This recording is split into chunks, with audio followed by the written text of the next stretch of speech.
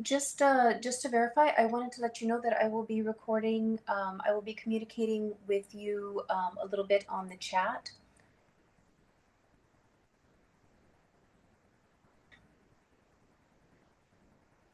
I don't know if we can follow the chat and the discussion at the same time. Yeah, if there's Yeah,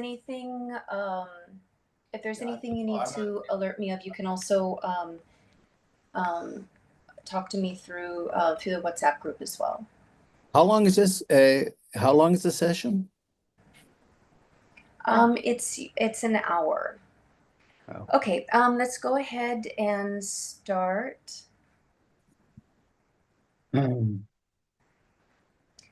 Okay,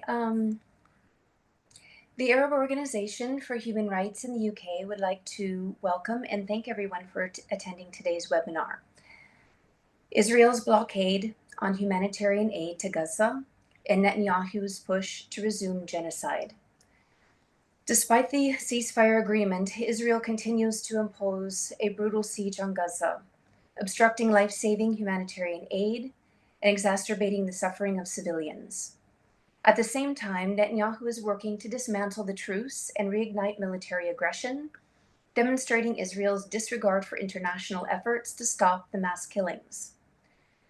This webinar brings together experts, activists, and legal professionals who examine Israel's systematic obstruction of humanitarian aid and its devastating consequences for Gaza's population, the breach of the ceasefire agreement, and the role of international actors in enabling Israeli violations. Also, Netanyahu's strategy to break the ceasefire and resume the genocidal war. And finally, the necessity of urgent international intervention to hold Israel accountable and prevent further war crimes. I would like to introduce our first speaker, Israeli-American author, Miko Peled. Everyone will have about between 8 to 10 minutes to speak. Thank you. So you just want me to speak? I mean, it's not like a Q&A. Yeah. Can you hear me? Go for it, Miko. Just go? Okay. All right. Thank you. Okay. I can hear you. Okay, sure. Well, thank you for having me as part of this panel. It's a pleasure to be here with everyone, albeit under some very grim circumstances. I don't think there's any surprise that Israel is violating the ceasefire and they plan to violate from the very beginning. And Israel has a history of violating agreements going back since its very inception. So I don't think there's any surprise there. The Israeli government made it very, very clear that the genocide was not over, that they will return and continue the killing of Palestinians. The newly installed army chief has made it very, very clear that the mission is not finalized yet, and the mission is to continue to kill Palestinians in Gaza. So I don't think there's any surprise here. We know that the Israeli government needed to juggle the need to at least release some of the hostages, the Israeli hostages, and so they've done that. But also they need to answer for this the demands of the coalition and by and large the public Israeli public to continue the killing of Palestinians. So again, all of this I think was predictable. And of course, the ongoing killing of Palestinians is nothing new, and it's preventable. And the reason it's not being prevented is because the international community does not want to intervene. The international community does not care about the killing of Palestinians, and they never have. So this is, again, it's nothing new. The genocide, the killing, the ethnic cleansing, the destruction of Palestine has been going on for almost 100 years now. And there's never been any interest by the international community to bring it to a stop. So again, nothing here is new. Everything here was both preventable and predictable. Now, when we look at some of the efforts or some of the attempts to aid Palestinians, it's all within the construct of Israeli interests. In other words, if the international community cares about aid and relief for Palestinians, the answer is not to bring in trucks through Egypt that have to get Israeli approval. The way to allow relief and aid to the Palestinians is to dismantling the concentration camp, which is the Gaza Strip, allowing Palestinians freedom of movement and access to the resources that exist in abundance right outside the concentration camp. So if there was real interest in ending the plight of the Palestinian people, if there was real interest in bringing relief to the Palestinian people, then that is the answer. It's not following along the demands of Israel that Palestinians remain in a concentration camp so that Israel can continue to kill them, and allowing little drips of aid here and there, which of course is controlled by Israel. We need to develop a strategy that will defy Israel, that will go against the apartheid state and will force the end of the genocide and the attempted ethnic cleansing of the Gaza Strip and other parts of Palestine. And this can only be done when the international community decides to act appropriately. And appropriate action means severe sanctions. Appropriate action means a complete embargo on arms. It means a boycott of Israeli anything that is Israeli around the world. That means Israeli teams cannot participate in sports. Israeli delegations cannot participate in diplomatic events. Israeli delegations cannot participate in academic and other kind of forums. That is how we get this done. If the international community cares about this reality, this horrific reality under which Palestinians are have been placed, then they need to act against the source, and the source is the state of Israel. If all they do is try to come up with an agreement and a solution that the perpetrator of the genocide agrees to, then obviously we're never going to see the end of it. And this, I mean, imagine trying to negotiate with Hitler while the Holocaust was going on, while people were being killed and existing in concentration camps. That is not the way it's done. The source of the suffering has to be dismantled, and the source of the suffering is the apartheid state. The source of the genocide is the apartheid state, and there is no reason to expect that the killing of Palestinians will stop. There's no reason to expect that there will be any relief for Palestinians as long as the apartheid state is in control. So the international community has an obligation, I believe, to step in and stop it. But since the elected officials in the governments of the within the international community are clearly not doing this, it's up to their constituents. In countries where we have elected officials, then we need to make sure that these elected officials understand that supporting Israel, sending weapons to Israel, allowing for any resolution of the Palestinian question within a context that allows for the Zionist state to continue is not acceptable. And until we do that, we're not going to see an end to the suffering. So it all goes back again to the willingness or the lack of willingness of people, and particularly in the West, to end this. And over the last 100 years, we haven't seen any signs whatsoever that people in the West have any interest in ending the killing and the displacement of Palestinians.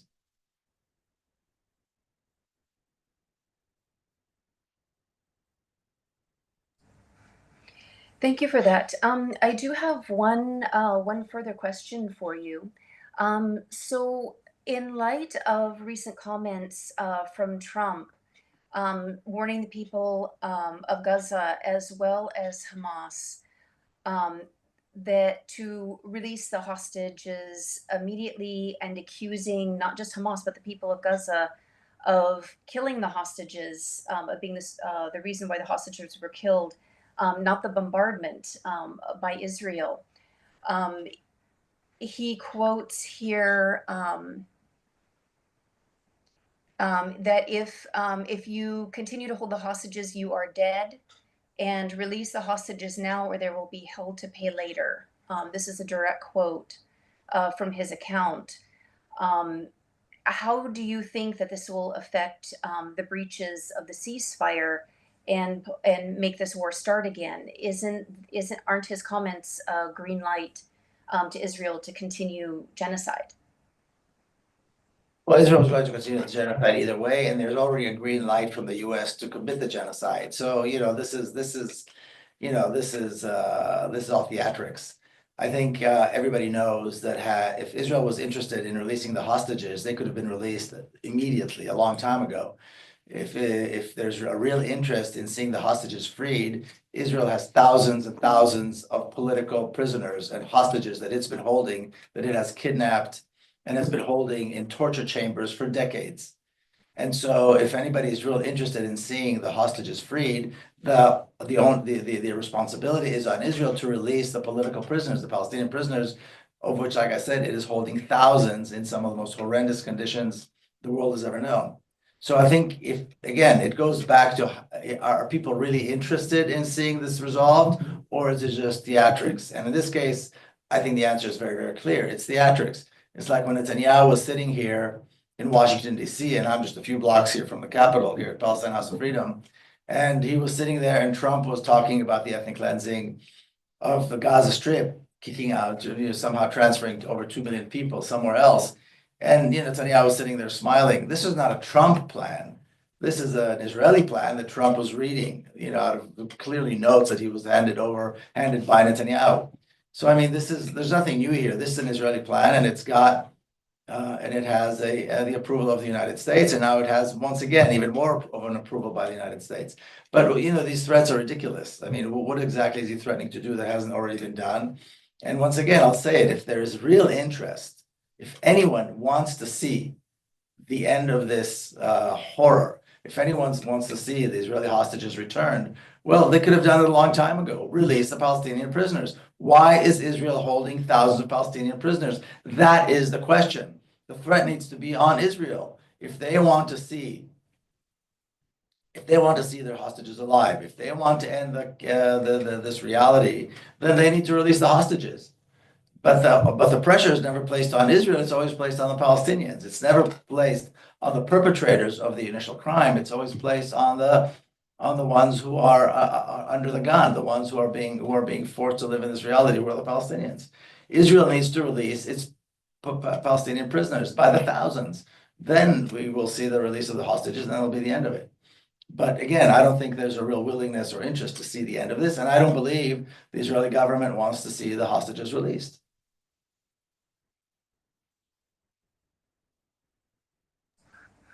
Thank you for those comments and the clarification. Let's see, next we have Luisa Morgantini. Has she logged in?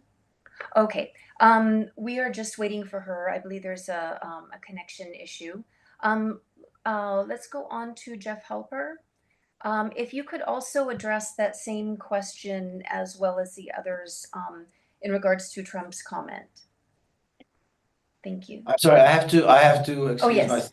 So thank you all very much. I apologize for leaving early. Oh, no worries. Thank you. It was Thank you. wonderful to meet you. Thanks. Thank you for attending. Okay. All right. Hello, Jeff. Good to see you. Yeah, it's interesting. Miko is the head of the Palestinian House of Freedom, so you would think he would have blocked out the hour, but I appreciate Miko, and I'll forgive him this time. Listen, this is what I'd like to do is, in a way, continue with what Miko was saying, but we have to put this in a big picture because Gaza is not happening by itself, and the issue of the hostages and the issue of the genocide in general, it's not predictable in the sense that I think Miko said, but it's predictable if we understand the bigger picture. And that's what I want to step back and focus on, because then I think we'll understand what's happening in Gaza. And the bigger picture is Zionist settler colonialism. We use that term all the time. I mean, it's an academic term, a kind of an awkward academic term, settler colonialism, that has escaped academia and become a part of the public discourse, which is good. We use it a lot, but we often use it because most people aren't academics. They use it as a kind of delegitimization of Israel or an accusation or whatever. You say Zionism, settler colonialism, and then you go on to say whatever you want to say. But it's meaningful. The fact that Zionism is settler colonialism means something. And and it's much more than just a slogan, because it's a system, and it's not unique to Zionism. You have it in the United States, you have it in Canada, South Africa, Algeria, Tibet, and many other places. Australia, there's many places. The Russification of Eastern Europe was done partly by settler colonialism, and it has a structure, it has mechanisms, and it has a logic to it that we have to understand. Uh, and there's three phases. They're interlocking because it's not one after the other. They all happen together. Where first the settler colonialists, in this case, the Zionist Jews, take the land of Palestine, in our case, and displace the Palestinian population. That's been done. Israel is now in complete control over historic Palestine from the river to the sea. But in order to nail it down, I mean, there is an end to settler colonialism. We sometimes talk about this as a conflict, which it is not a conflict. It's a colonial situation of colonists taking over a country and the Palestinians being resisting their colonization and resisting their subjugation. So the idea of a conflict makes a kind of a false symmetry that if you take a colonial point of view is different. You can't equate the violence of the colonists with the resistance of the colonized. So, but we often talk about this as if it's going to just go on forever. Now we have Gaza, and then we'll have another thing, and then I've had Palestinians tell me, well, maybe it'll take another 20 or 30 years before. No, settler colonialism has an end, and that end is a very non-dramatic, gray process that happens that we're in the end of now, and that is normalization. Now go mobilize people in the streets of Washington around normalization. It's boring, it's academic, but this is the way it ends. And so after the first stage, or not the stage, because it's going on today, the taking of land in the West Bank, for example, continues. The second stage is pacification. You have to pacify the population that you're colonizing. That happened in 1948 with the Nakba. That's happened all these years. It's a gradual kind of a thing. But at the same time, before you get to the third stage of normalization, you have to have the population pacified. By pacified, I mean you have to suppress their resistance to the point where they can no longer resist. And that's what MBS in Saudi Arabia has demanded. He said to Trump, and we almost have quotes, we do have kind of semi-quotes about this, saying, I don't care about the Palestinians, but I have a younger generation that does. And so I need, before I join the Abraham Accords, and I become a key player, me, MBS in Saudi Arabia, in the normalization process, and we end this whole thing with an Israeli apartheid regime legitimized by Saudi Arabia and the Arab governments through the Abraham Accords, I need industrial quiet. I have to have the Palestinian issue disappear. I can't have another round of fighting in Gaza. I have to have that quietized to some degree.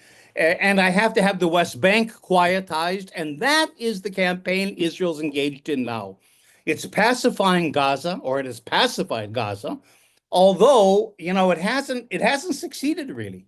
It hasn't defeated Hamas. Hamas is still too strong, too visible.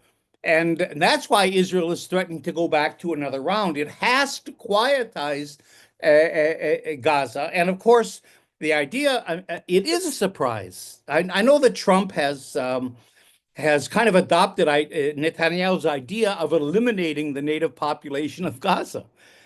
Just whether, if not killing them, certainly moving them out to somewhere else. But that's Netanyahu's idea in a way, but it's implicit in the whole idea of settler colonialism. You have to eliminate the indigenous population, either through genocide or through somehow getting them out of the country. Don't forget, in 1948, in the Nakba, 85% of the Palestinians living in what became Israel were driven out, or confining them to enclaves, as you can't drive out 5 million people in the occupied territories, confining them to an apartheid type of a Bantustan. That's what's happening. So it's not a surprise.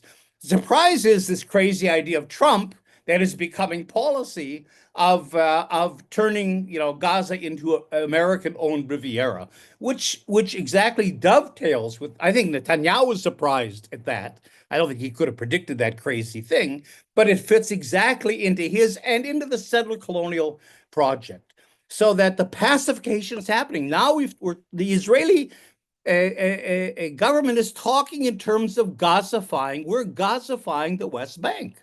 We're applying the lessons we learned in Gaza to the West Bank. 40,000 Palestinians have been displaced from their homes in the refugee camps in the north. And now we're going to repeat the 2002 attack on the entire West Bank that Sharon did. So that this is the pacification campaign. And that's why we have to put it in this broader context. We can't see it as just something that's happening now, and maybe we can end it, and maybe we can switch hostages. It's not that little thing. It's a part of a bigger process of actually Israel successfully completing its settler colonial project. So that finally, I'll just talk for another minute, and that is the third stage again of how you end all this. Once you take the land, and you displace the population, the Palestinian population, and you pacify it to a point where it can no longer resist, then you simply normalize it. It becomes normal. The whole country becomes Israel. You have Judea and Samaria that replace the concept of the West Bank. You have all the Arab Palestinian communities are renamed with Hebrew names. All the lakes, the mountains, the valleys are all Hebrewized. And then that normal situation is accepted internationally. That's key. And that's where the Abraham Accords come in. And that's where we're going with this whole thing towards normalization. And so in a way, we talk about the international community. I mean, Miko talked about the international community. I don't know what that means, the international community. We're not going to change Trump, and we're not going to change Netanyahu. They're immune. I don't care what pressure we try to apply, we're not going to change them. Their alternative, which is the BRICS countries, the BRICS of the global South, you would think would be in favor of the Palestinians, would be the ones we could go to and harness them towards countering the American, Israeli, and European kind of an axis. But look at BRICS. Where's China? China's been quiet throughout this whole thing. Israel is the number 2 or 3 largest arms exporter to China. China's building the port in Haifa today. China's building the subway in Tel Aviv. So this whole alternative to the United States and Europe, which could be BRICS, is pro-Israel, basically, and doesn't care about the Palestinians. India, Modi loves Netanyahu. The Indian Hinduism takes Zionism as its political model. So, and now what's happened? The Emirates, Egypt, Saudi Arabia have all joined BRICS. So now we've got the same actors, in so-called opposite camps. What does that all mean?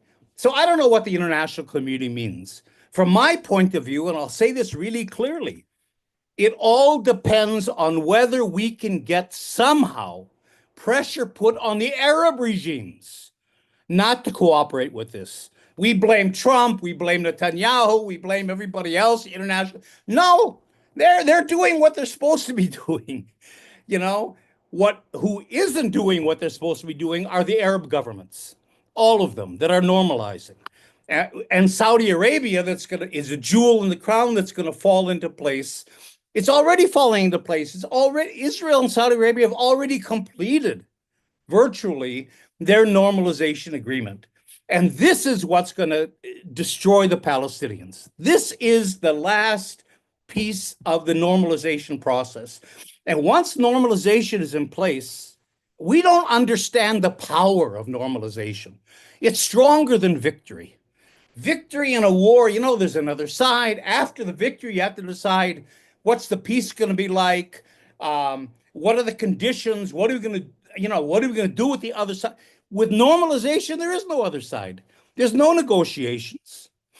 They're always talking in the Abraham Accords about even bringing the Palestinians into the discussions. They're not even at the table, right? It's an agreement between the United States, Israel, and the Arab world to normalize Israeli apartheid. And rather than dealing with the Palestinians are simply disappeared. They're erased. They're locked into a Bantustan. Half of them are refugees, so they're gone anyway and will never come back. And the other half will be locked into this Bantustan. And then you don't really need, ethnic cleansing. You need to create conditions so miserable that they'll leave. And then what the United States will help do with Europe and other liberal countries is they'll begin to open their doors to Palestinian refugees, Palestinians that need a better life. We're already hearing that language, and it'll be this voluntary transfer. That's the term that Israel is using. So it's ethnic cleansing, but under the guise of humanitarian kind of aid. So this is, I think, where we are.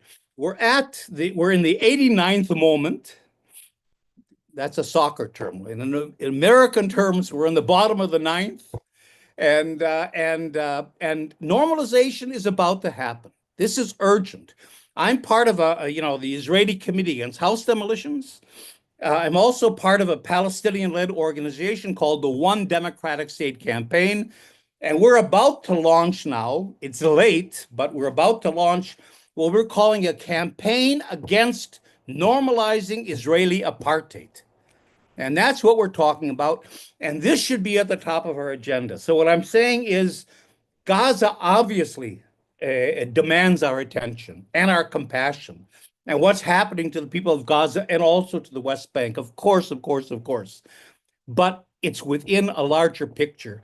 And unless we deal with this larger picture of normalization, and unless we find ways to counter that, and I think pressure on Arab countries might be a way to do that, Israel's going to win. And winning means, again, that its apartheid regime is normalized. And again, after normalization, there's no more political space. Palestinians can come up and say, well, wait, what about our national rights? We're locked into a Bantustan on 15% of our country. What about? The answer is, what do you mean?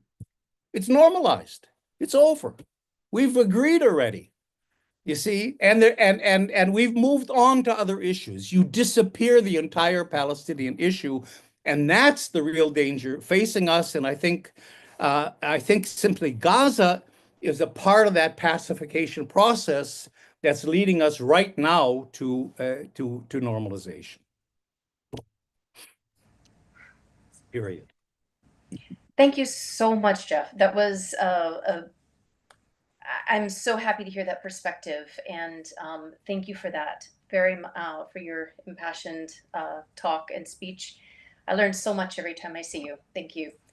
I would like to introduce next Professor Hayam Rashid.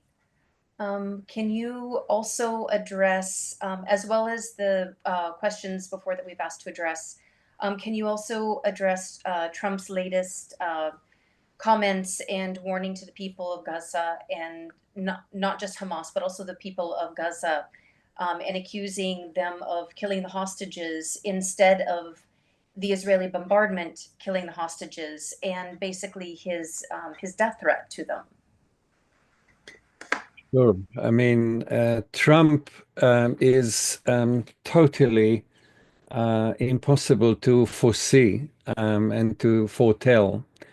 And I think the most important thing about Trump's interventions, not just there, but elsewhere, is that they are undermining international law.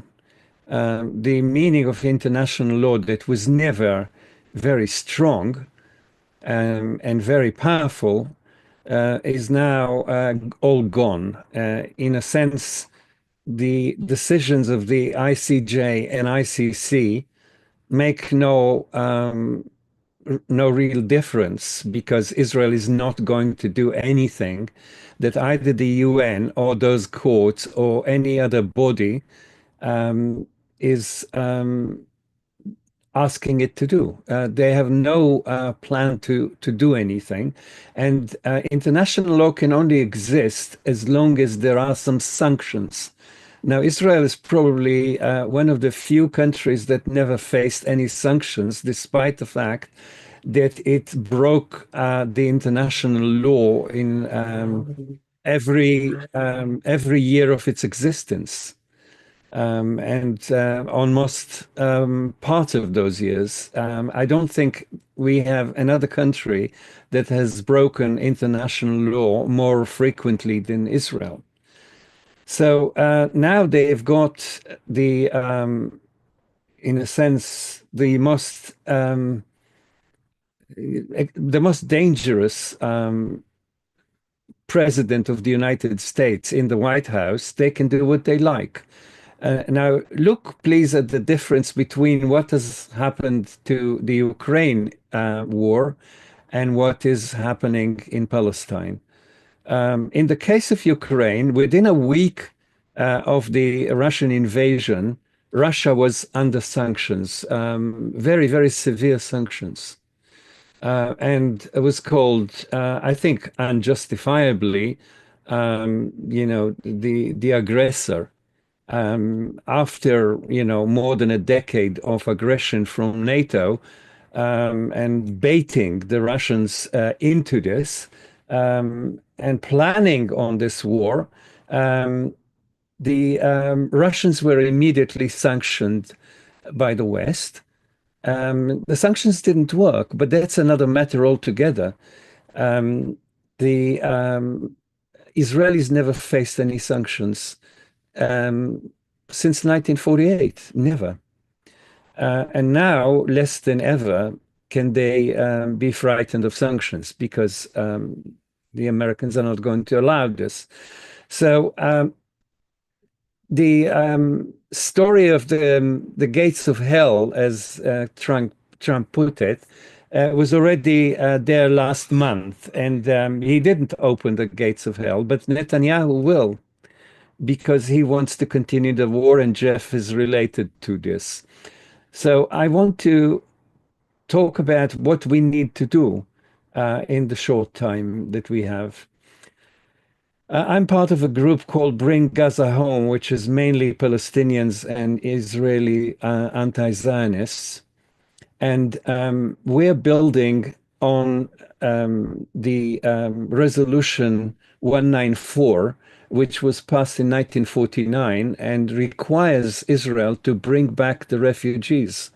When Israel announced that it is not going to take any refugees, they never took even one of the 800,000 refugees that they have caused by expulsion. Nothing happened. Already in 1949, nothing happened. So we want to build on that decision of the UN that refugees have a right of return. And the UN has renewed its support of that resolution every year since then. So this is the international law. The refugees have a right of return. Now, the right of return for the people of Gaza is very important because if the building is to happen, they have to be somewhere. Many of them can't actually survive, in the rubble that Gaza has become. So, in order to be close to medical facilities, to schools, to food, to water, in order to survive, in order to live, they need to leave Gaza for a period of the rebuilding. And we are asking the international community to force Israel to take them as part of the campaign for return. Now, that sounds really very extreme, some people say to me when I describe it.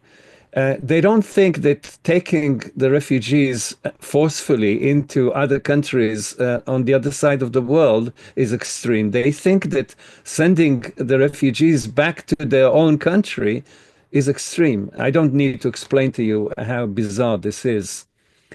So, in order to be able to do that, and in order to finish the genocide as well, we need some conditions, and those conditions are important, and they're not impractical. I think all of them are possible to achieve. The first one is a protection force. We need to protect the Palestinians. Protection forces were already suggested by the rapporteurs, not just by Francesca Albanese, but the rapporteurs before her. And without a protection force, the life of any Palestinian is not worth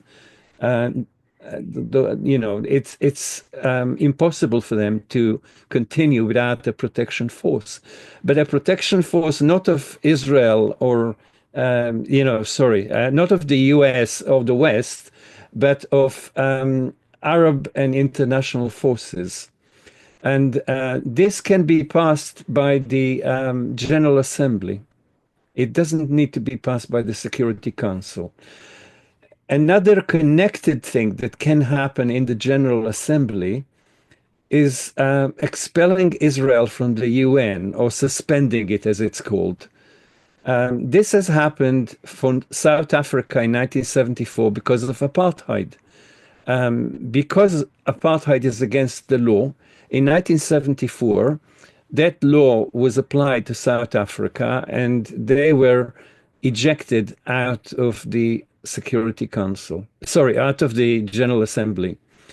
Now, because it's a General Assembly vote, and most of the General Assembly is against Israel, only the brutal force of the United States is standing between us in this. We're working with a number of countries, with politicians in a number of countries that are likely, more than others, to support this and to bring it to the UN. If it was brought to the UN, I think the chances that it will pass are very high. The countries we are working with are Norway, Spain, Brussels, because it's what it is. It's where the EU is headquartered. And we think that this will be possible. In Ireland, I forgot to mention Ireland. And those countries have shown, a number of politicians are interested in this, and those countries have shown that they can do things. And of course, there is South Africa, but we can't really load everything onto South Africa. And it'll be better if this was taken on by a country in Europe. So we have to do that. Now, the Arab countries under Egypt have come up with a proposal for the rebuilding, and they are trying to collect money for the rebuilding. I think the UN should discuss this and vote that the rebuilding should be paid for by those responsible for the destruction. I think this is what international law requires. And the people, the nations responsible for the destruction are not just Israel. It's all the West that supplied and continues to supply it with arms and with political support. So this can happen if there is enough international support for international law. In other words, this is a decision against Trump and his undermining, and against the US, who undermine international law in so many ways, and which I don't need to tell you, and which we have no time to speak of. So to say that this is not possible because Israel will not accept it is last year's story. This is no longer the language we need to use or to accept from others. Israel has never accepted anything that the international community or the UN asked it to do. So we don't expect it to accept this either.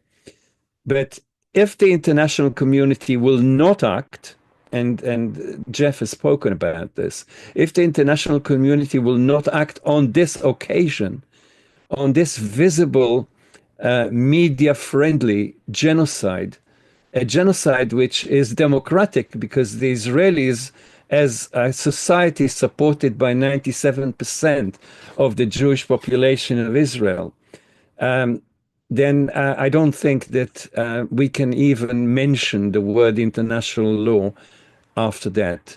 So this is the campaign we're trying to support. We don't have the certainty that it will work, but not to try it is irresponsible and, in a sense, also illegal. Because if you support international law, if you support the Genocide Convention, this is what one needs to do. So this will be a test for humanity. I hope humanity passes it. That's all I can say. The signs are not good, but we have to do all we can to actually make sure that the 2 million people, and we're not even just talking about 2 million people, we're talking about more than 7 million Palestinians between the river and the sea, all of which are now under Israeli rule in one way or another. And though 2 million of those 7 million Palestinians are actually Israeli citizens, they are not full citizens, and they are now facing, according to some people in the Knesset, the same treatment that is now meted to the other Palestinians. So I think this is what we have to face, and I hope that you will agree and support those ideas. Thank you.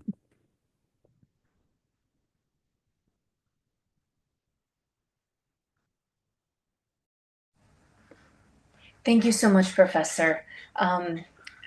If we can, I would like to move on to, we have a special guest here, Luisa Morgantini, who was just arrested and released. I just wanted to say from all of us, we're so relieved that you're okay and that you're back. And I think many eyes have been hoping and praying for you. So we're very excited to have you here, and would like to hear what you have to say on this topic.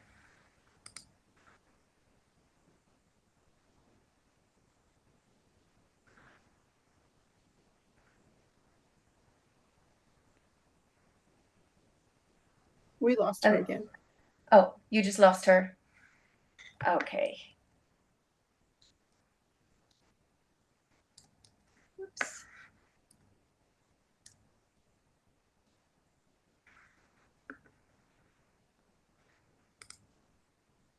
Okay, yes, it looks like there was another connection issue.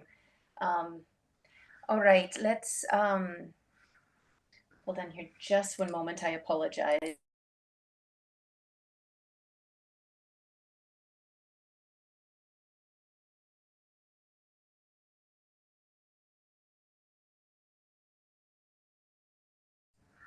Okay, thank you for that. If we can continue with Luisa Cotselius, sorry, with Alicia Cotselius. Thank you so much. Thank you. Thank you for the invitation to join you today. I do really appreciate it. So I think that what a lot of folks in the United States do not realize is that October was the reaction to something, not the beginning of something. And as one of the speakers had mentioned earlier, this is not a difficult subject. You don't have to be a political scientist or understand international humanitarian law. If the blockade was not in place for the past 17 to 18 years, October 7th would not have happened. If the Palestinians living in the occupied West Bank had not been under a military occupation for the last almost 60 years now, October 7th wouldn't happen. But the Israeli government continues to oppress the populations both in the Gaza Strip and the occupied West Bank to make the conditions almost unlivable. A military order is supposed to be a temporary military tactic, but the Palestinians living in the occupied West Bank, they've been living under that military order since 1967. So, and the Israeli government uses the excuse that these things are put in place for security reasons. So you may be able to argue some of that as far as the restriction of movement or maybe large protests, but some of the military orders are as ridiculous as what you can plant on your own land. So I'm not sure how in that sort of space what difference it makes if you're planting roses or hydrangeas or tomatoes or cucumbers. This is not a military issue, but this is the way that the Israeli government is implementing the military orders on the Palestinians. Another thing that I don't think that the American population truly understands is that when we talk about the Palestinian populations, that includes the Christian populations that are living in those spaces. If you listen to some of the cities that they are talking about on the news, they're talking about Jerusalem, Bethlehem, Nazareth, Jericho. You know, these are cities that come from our Bible stories in the Christian faith, and there is still a significant amount of Christians that are living in the occupied West Bank and in the Gaza Strip that are affected by the apartheid state that Israel has been implementing. In addition to that, I think it's also important to note who is primarily being affected.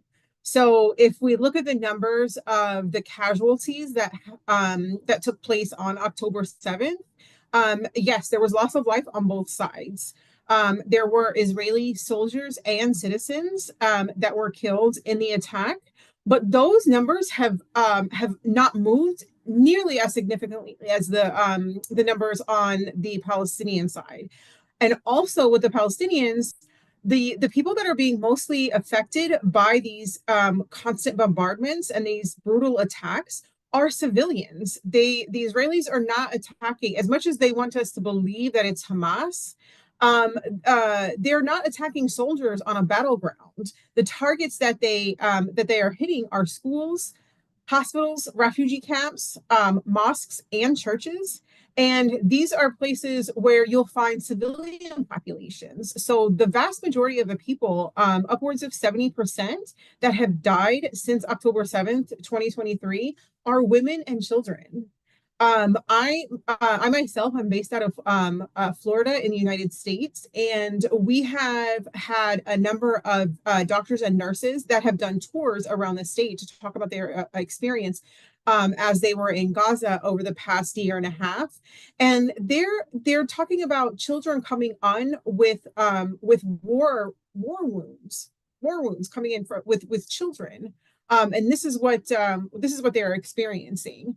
And the Israeli government is again, like the rhetoric that's coming out of Israel and that we're hearing on the Western news is that they are attacking Hamas, they are attacking soldiers or militants, which we can see is not necessarily the case, which is upsetting because we know even prior to October 7th, the Israeli government was getting $3.8 billion in aid, and most of that is coming in the form of military aid. So that's what the Israeli government was using to oppress the Palestinians, both in the Gaza Strip and in the occupied West Bank. And that was prior to this current genocide. So what do we do when they're not using the weapons? It's a silly word. It's a silly concept to think that like they're using weapons appropriately because it's still killing people. But when they're not using them and abiding by international humanitarian law, what do? We give them more. Which again, from a civilian standpoint, like that's ridiculous. The Israeli government is being backed by one of the strongest nations in the world with the most sophisticated weapons. And like I said, they're using that as to perpetrate the ongoing blockade and the occupation in the occupied West Bank. So they have all this technology and they can't get their house in order. They have all this technology and they can't determine what is a military target versus a civilian location. And again, like I said, what does the U.S. government do in reaction to that? We give them more weapons. But I will say that here in the United States, this is the government that is continuing to allow this to happen. If you are looking at folks on the ground and looking in your communities here in the United States, people are fed up. They're done.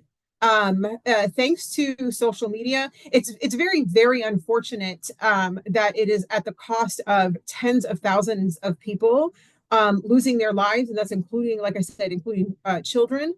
But the civilians here in the United States, the average citizen is able to see what's happening as this genocide has unfolded on the ground in real time because of social media. So we don't have to rely on the misinformation or the lack of information that's coming from the Western media, because we can see how things are happening as they're unfolding on the ground in Gaza. And that has really started to push the average citizen to start and go speak to their elected officials and speak to them and let them know that this is not how we want to be represented on the world stage. So I actually work with a number of different organizations here in the U.S. And what we're doing is we are trying to educate the population, because like I said, a lot of people don't know what's happening. You know, we're in our own little bubble over here, and also in addition to that, we're not given what the true picture. You know, we hear that Israel is our ally and Israel is the only democracy in the Middle East. Like, how can you operate as a democracy when you are an apartheid state and now you're committing genocide? Like, these are not how democracies these are not how democracies work. So more and more people are becoming more educated on what's happening. And we are the organizations here, we are in the process of teaching. We're going out into our communities, whether it be a faith-based community, school-based communities. We're on campuses. We're teaching our people to go out and speak to their members of Congress, because there are things in the legislation that could potentially stop the United States to feeding this genocide. So we're asking them to go out and support joint resolutions of disapproval.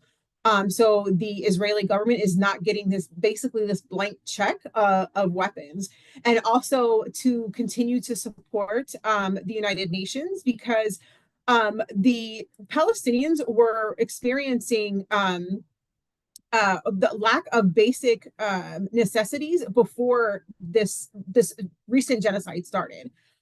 So in 2022, Amnesty International put out a report calling the Israeli government an apartheid state. And in part of that report, it stated that with the blockade in Gaza, that they were calculating how many calories an individual would need to survive, not to live and thrive, but just enough to keep them alive. And that, based on the number of the population in Gaza, that's what they were sending in as aid. So you weren't getting access to clean, and they weren't getting access to enough food. They weren't getting access to enough clean and safe water, medical equipment. And also, this is not the first time that the population of Gaza has been under attack from the Israeli government. There's been a number of different of wars that have happened since the blockade has been in place. And with that, the Israeli government also does not allow the appropriate materials and construction equipment to come in and rebuild. So the Gaza Strip was already a place that's not very livable to begin with. In fact, the UN had put out a report in 2012 and said if the conditions in the Gaza Strip do not improve by 2020, that the Gaza Strip would be unlivable. And since that time, just between 2012 and 2020, there were conflicts. And now here we are in 2025, and we've watched a genocide unfold over the past 16 months. So we can only imagine the conditions that the Gazans are living under right now under the genocide and the blockade. And now we hear that that they've stopped more resources going in as far as food and water. So I think it's very important to for the Western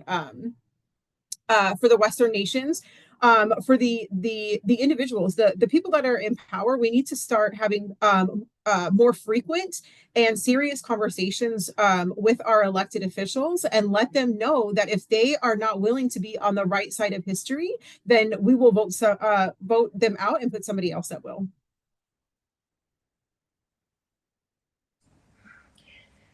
Thank you so much for that message, and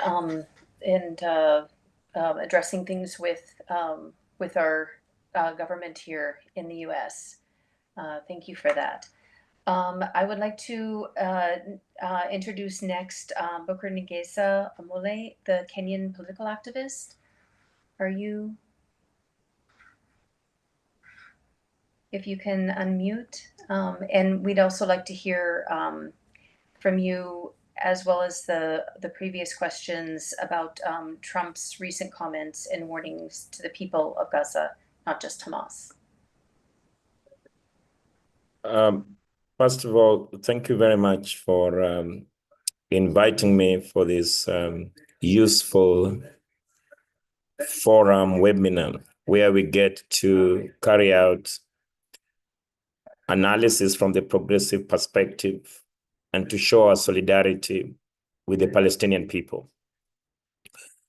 The second point I will want to make is that the Kenya Palestinian Movement Solidarity Committee and my political party, the Communist Party, passes its unconditional and permanent solidarity with the suffering majority of the Palestinian people. The third point that I will want to make, that there is no other way to defeat settler colonialism. We can learn it from history. If they are allowed to thrive, then they definitely annihilate the local population, just like they did it in the North America, just like they did it in Australia. So they do not want only part to dominate partly, but they want total domination. So the land theft that still continues in Gaza, the collective punishment that the Zionist regime continues to advance against the Palestinian people, even the killings that continues, these are not by accident. It is deliberate effort to break the Palestinian spirit. In fact, we have seen that the only way to neutralize the Zionist entity that continue to dominate the Palestinian people is only through resistance. Any negotiations that have been carried out, in fact, every deal that has been signed, every agreement that has been signed by the Palestinian blood.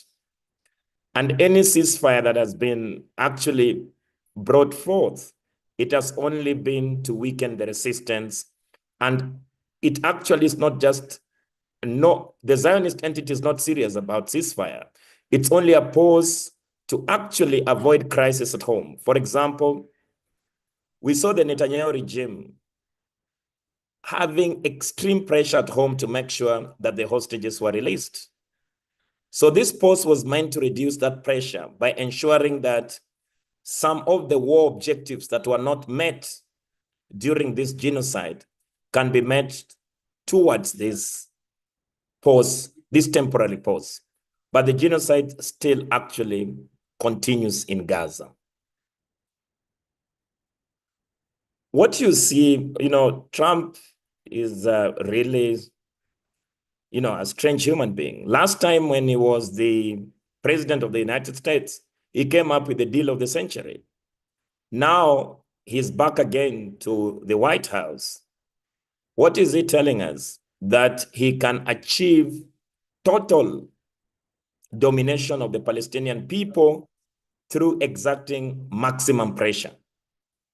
But people like Trump are alienated from reality. They cannot learn from history. How was apartheid defeated in South Africa? It was not about negotiation. In fact, I remember in my younger days when Henry Kissinger came to Africa to negotiate with Julius Nyerere and to try and discourage him that there is no army that can defeat the apartheid border regime, that from Cape to Cairo, they can actually kill every person they wish because they have lethal military hardware. But this has been disapproved, that when a people are so determined to fight for their sovereignty, to fight for their right to self-determination, no maximum pressure, no lethal, conventional warfare can break their spirit to defend the rights of their land. So indeed, the Trump's policies will fail, just like his deal of the century failed. The aspect of trying to tell us that this, ceasefire is only violated by the Palestinian people and not Zionism is a propaganda war. Normally, when settler colonialism advances, they try to turn the narrative, calling the victim the perpetrator. In fact, they call the land grabber the victim. And this is the whole nonsense about rhetoric around Israel's right to self-defense. They try to use propaganda, they try to use media outlets to justify land theft, to justify killing of babies and building settlements on the babies' graves. And some people still want to carry out the wrong analysis that you can negotiate with such an entity.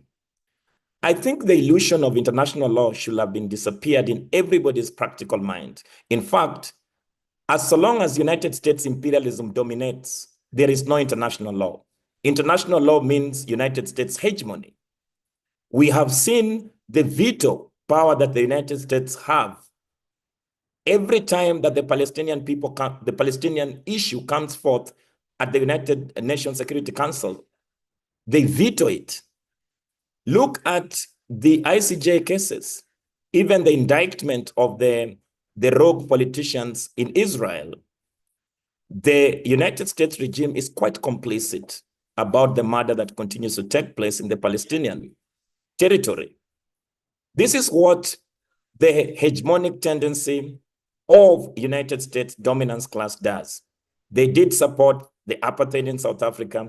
They will support the apartheid in actually occupied Palestinian territory.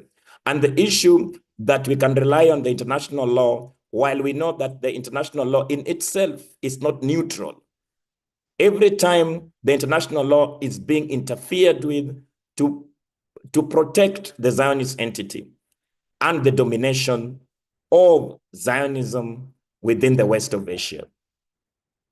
So to appeal to the international community is to actually auction the Palestinian people to the Zionist entity. Even if you were to talk about an intervention from without, from us, our correct analysis is that what we must do is that we must hold our governments accountable, and then we must also advance the BDS campaign to make sure that we can not just disrupt, but come to a halt the Israel economy of war. And as we do that, we must also continue to hold the United States imperialism accountable. As so long as the United States continues to pump military aid to the Zionist entity, then the Zionist regime will continue to survive.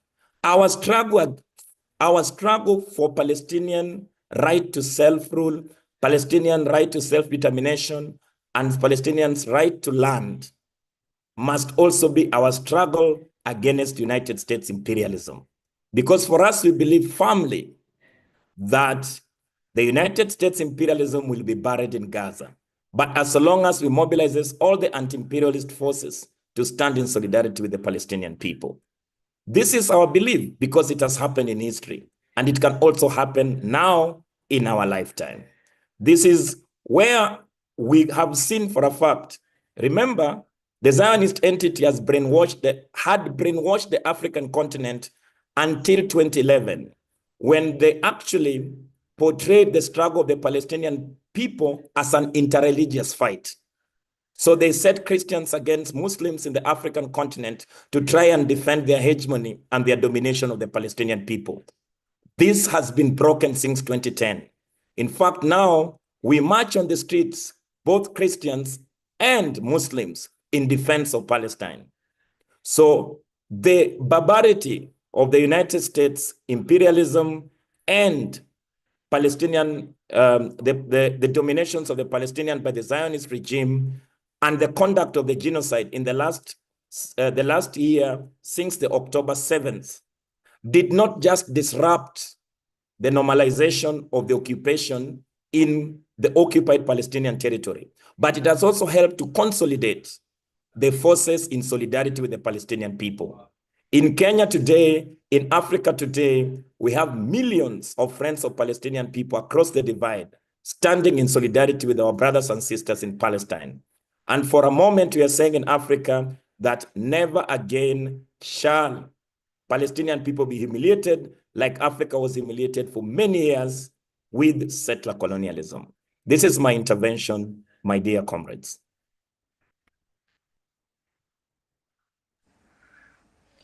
Thank you so much for that powerful message. We have one last speaker today, Dr. Ibo Mandaza, Zimbabwean academic, author, and advisory council member at FPRI. Are you there? Can you unmute yourself? Yes, thank you. Hello. Thank Good you evening. and welcome. Thank you very much. I'm sorry to be late. I had another engagement, but I came in just half an hour late. I've heard the wonderful presentations already made. My presentation is very, very brief. First is to express shock at the fact that Israel is able to do what it's doing, blockading Gaza, inducing further hardship, actual starvation on the population already in a desperate position. I'm shocked that the world can stand by and watch, especially those who sponsor Israel. And so far, there's just been no comment at all from the US itself at this dastardly act. It's shocking. It's really, I am incredibly, I can't believe it. You know, in the midst of the wreckage that is Gaza, you have an institutionalized starvation, so to speak, and forced starvation, on top of which is a threatened invasion again of Gaza. What else is left in Gaza except desperate human beings? Secondly, my intervention is really to ask us to move higher in terms of resolutions, appeals to the international community to intervene urgently in the situation in Gaza. And for the UN and all other international organizations to come together and make it very clear that what Israel is doing is adding salt to the wound that is the Palestinian question, that is Gaza in particular. And lastly, just to say, is there anything on the table on the part of the organization that organized this meeting? Is anything that has been put in place to ensure that this matter receives urgent attention in the UN in particular, but also in the international organizations. The Arab League met recently in Cairo. While it is noble that they have made this recommendation, which is a recommendation which counters that by Mr. Trump, who sees solutions only in terms of his business interests, and his obscene and very cynical suggestion of converting Gaza into some real estate, a Riviera of his own making. Why hasn't the Arab League made a pronouncement on the situation in Gaza right now? I think it's quite urgent, and also those are in the Arab League who have direct links with the American administration. Can they put some pressure on Trump to put pressure on Netanyahu and his fellow bandits to stop this action? I'll stop there. Thank you.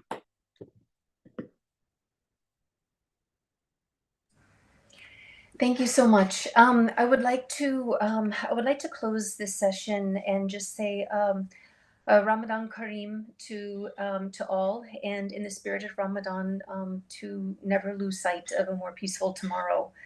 I would like to have just one very quick 1-minute message to conclude on a very specific call to action from our international community, or any specific suggestion that you might have. Is Miko Beled, are you still here?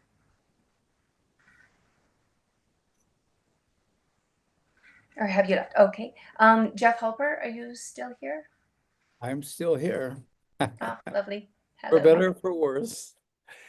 Well, I appreciate all the comments of the other speakers. Now, I guess what we're wrestling with is the fact that we live. I mean, there's always been a transactional element in international relations. There's always been deals and powers and weaker players and so on. But now it's gotten to the point where transactionalism has taken over completely. It's all a deal. It's all a real estate deal, as someone has said, as Trump says, the deal of the century, and so on. And the problem is, I think Chaim addressed this the best, is that all the international institutions we need to resolve this are in place.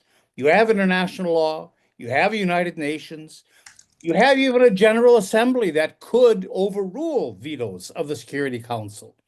You have an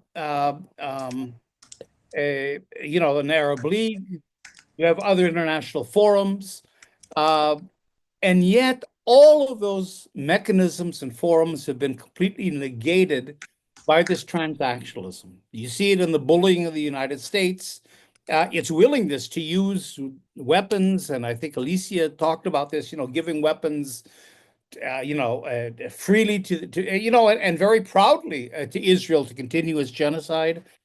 And that's really the problem we're facing. We are civil society. We're the people. We support the Palestinians and the Palestinian struggle. The question is, what is our leverage? And what I would say, I mean, we have our campaigns. Chaim mentioned his campaign to bring Gaza home. If you want to relocate the Palestinians from Gaza, great, bring them home.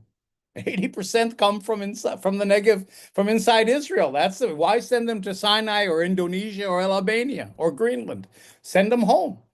We have this campaign that we're launching again against normalizing Israeli apartheid.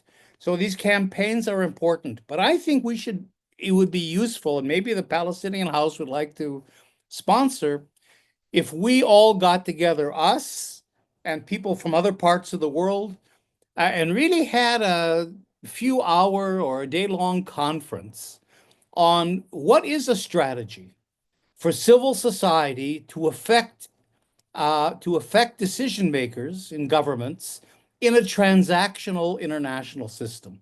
And I don't think this only has to do with Palestinians. I think it has to do with all the struggles we have all over the world. So I think we're missing our own strategy for how do we deal with this reality, this almost new reality that Trump has brought in, and that's what I would suggest. But thank you for having me. Always a pleasure. Thank you. Next, if we can have Booker, can you give a couple of final words and a closing statement? Thank you. My final word is just to remind those people who still have the false consciousness that Palestinian territory is for sale, that the Palestinian people are not for sale. And if there was anybody to negotiate and sell the Palestinian, it is the Palestinian themselves. There is no deal that will be brokered elsewhere. This has to be clear. The second thing is that we must continue to hold our governments accountable. These people want to cut deals on behalf of the Palestinian people. We must make it difficult for them to cut those deals. Those people want to profit on the back and the blood of the Palestinian people. They must experience the pressure from below, from the people. Those, call it Trump, call it President William Samoei Ruto in our country, all of them are only interested to do business. As so long as they are partnering with Palestinian people, we must mobilize the masses from below to disrupt that business until they bring the Palestinian issue to the fore. For us as the Palestinian movement here in Kenya, we will continue to do our work to mobilize the people and challenge any false narrative that want to justify and normalize the Palestinian occupation and call Israel people what they are, the war criminals.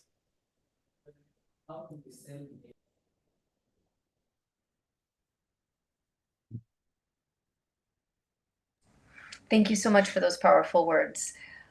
Next, we will go to Elise. Alicia, do you have any final words or call to action? Yes, thank you. So thank you again for the invitation to join this very important conversation. But I would just reiterate that people, we don't rely on the government and don't rely on media from getting information on what's happening. Educate yourself. I had a friend of mine recently. She said that she went into her elected official and she's like, you know, why aren't you doing this? You have to do this for the Palestinians. You know, you should be doing this and this. And she kind of laid it all out for them. And his response was like, what are you doing? He was like, AIPAC, which is the Israeli lobby, is very strong and very organized and very well funded. But he said that AIPAC is in his office every single week trying to push, you know, different agendas, but they are there every single week. He was like, you and your community have to be doing the same thing. And I think that he's right. One of the organizations that I work with here locally in the state of Florida, what they're trying to do is put advocacy hubs together in each one of the 67 congressional districts. So when something happens in the state of Florida, we can go on and mobilize as an entire state. And I mean, it's a big state from the Keys up into the Panhandle. I mean, that's a big stretch of real estate. So we have people spread out all over the place, but we have these key little pockets of people that are mobilizing all at the same time, all for the same issue. And I think that's what we need to do. You know, education is key, and then go out and advocate for these things. Like I said earlier, you know, if our elected officials are not willing to do the right thing, we'll find somebody else that will.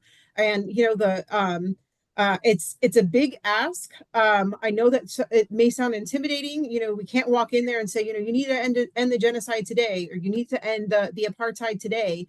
If you go in with those large asks, it may not happen. But if you go in and speak to your elected official and ask them, like, don't you want people to have access to food? Don't you want people to have freedom of speech? You know, we're constantly waving our American flag and talking about freedom. don't you want them to be able to express themselves freely? Don't you want them to have access to clean and safe water? Like, it's very hard for people to say no to those smaller things. So that's one thing I would say, to start advocating for smaller things. But also always keep in the back of your mind, the apartheid ended in South Africa, it'll end in Israel too. Thank you so much for that. Let's see. Finally, Dr. Ibo Mendoza, can we get your final words and call to action? My final words, no, just to acknowledge you for organizing this, and thank you for inviting me again to this forum to say my few words. One, in solidarity with the people of Palestine, in sympathy with the tragic events in Gaza, and to join all those who will condemn the genocide in Gaza, who condemn in particular the current and forced starvation of the people of Gaza. Thank you very much. Thank you very much, everyone. Can I add one little tiny word? Oh, Just yes. one little tiny word. We have a great website, the Israeli Committee Against House Demolitions, ICAHD, ICAHD.org. And there's a lot of what Elisa was talking about, a lot of this, material, especially critical material coming from Palestine, Israel, on our website. So I really recommend, if people do want a source of alternative and good and critical anti-colonial information on what's happening here, look at our website. Wonderful. Thank you so much, Jeff. As You always. said it was the Israeli Committee Against House Demolitions? That's right. Okay, perfect. Thank you. I'll definitely look into that. And Jeff, I want you to know that on my important bookshelf in my office here, I have one of your books. Thank you. It's an honor to be on the panel with you. You're one of the few. Oh, wonderful. All right, you guys, thank you everyone so much. It is so wonderful to come in, in these webinars of international solidarity. I would like to wish you all a Ramadan Kareem, and until next time, thank you very much. Thank you. And take care, everybody. And free Palestine. Free yes, Palestine. Oh my God, and free Palestine. Yeah. And Kenyan. And an end to settler colonialism. Yes, it's settler colonialism. Yes. Yeah. Thank you.